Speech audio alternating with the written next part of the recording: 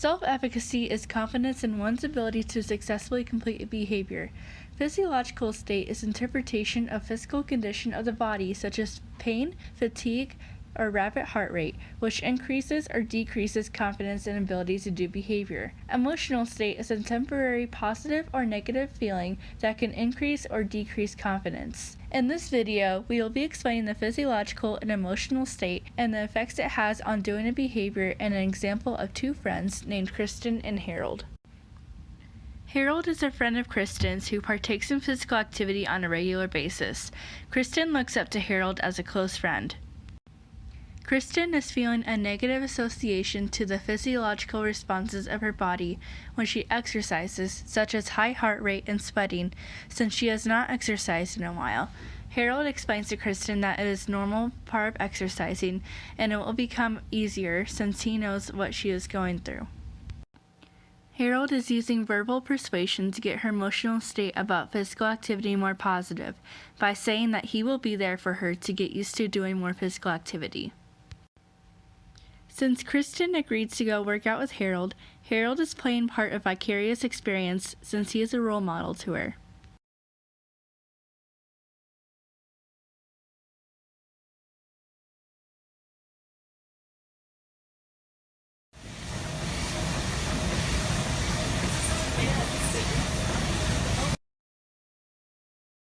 The more physical activity Kristen does with Harold, the more she is getting used to the higher heart rate and sweating. Kristen said she was starting to feel really sore after her first workout, which can be a negative physiological response and can steer people away.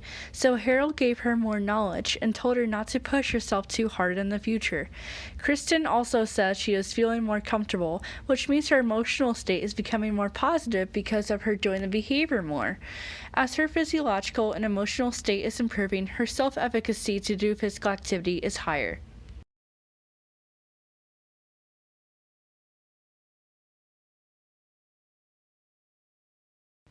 With Harold's help and being informed more on physical activity, Kristen's physiological and emotional state about increasing her physical activity levels has improved. In the beginning, Kristen was anxious, stressed, and uncomfortable about increasing her physical activity. She also had a negative idea about the physiological responses her body would go through, such as higher heart rate, sweating, and being sore. Kristen's emotions towards physical activity are now positive, and she now enjoys exercising.